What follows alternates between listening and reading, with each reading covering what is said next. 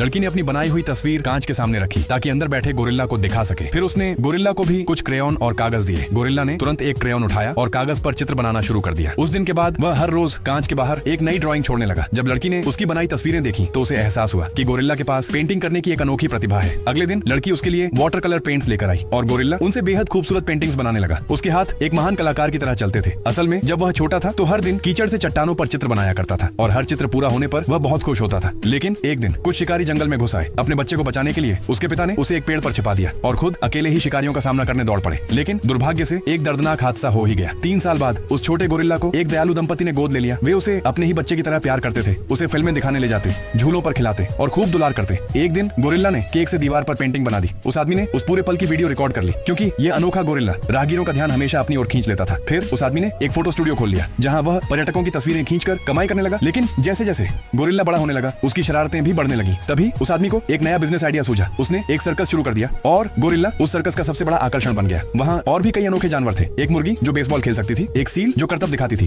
एक खरगोश जो कार चला सकता था और एक हाथी और पूडल का अनोखा मिश्रण। लेकिन सबसे ज्यादा लोकप्रिय आखिर में आने वाला गोरिल्ला ही था। उसकी जोरदार दहाड़ पूरे शो का सबसे रोमांचक पल बन जाती और दर्शक जोरदार तालियां बजाते। लेकिन समय के साथ लोगों की दिलचस्पी कम होने लगी। सर्कस में दर्शकों की संख्या घटती चली गई। धीरे धीरे उस आदमी ने भी गोरिल्ला पर ध्यान देना बंद कर दिया। उदास बैठे गोरिल्ला को देखकर लड़की फिर से उसके लिए कुछ क्रेयॉन लेकर आई। उन्हें देखते ही गोरिल्ला को अपना पुराना शौक याद आ गया। वह फिर से पेंटिंग बनाने लगा। जब उस आदमी ने उसकी बनाई पेंटिंग्स देखी तो वह खुशी से झूम उठा क्योंकि उसे एक और नया बिजनेस आइडिया मिल गया था। कुछ ही समय में यह खबर मीडिया तक पहुंच गई। गोरिल्ला एक बार फिर सर्कस की सबसे बड़ी पहचान बन गया। एक दिन शो के दौरान उसने कांच पर एक बेहद खूबसूरत जंगल की पेंटिंग बनाई। वही जंगल जहां उसका बचपन बीता था। दर्शक जोरदार तालियां बजाने लगे, यहाँ तक कि वह आदमी भी भावुक होकर चुप रह गया। उसी समय लड़की ने गोरिल्ला की आंखों में देखा। उसे समझ आ गया कि वह अपने असली घर जंगल को बहुत याद करता है। इसलिए उसने एक पत्रकार से मदद मांगी। पत्रकार ने यह पूरी कहानी दुनिया के सामने पहुंचा दी। गोरिल्ला की कहानी सुनकर लोग भावुक हो गए। हर तरफ एक ही मांग उठने लगी कि उसे आजाद कर दिया जाए। ये सुनकर गोरिल्ला मुस्कुरा उठा। आखिरकार उस आदमी ने एक पशु बचाव संगठन से संपर्क किया और सर्कस के सभी जानवरों को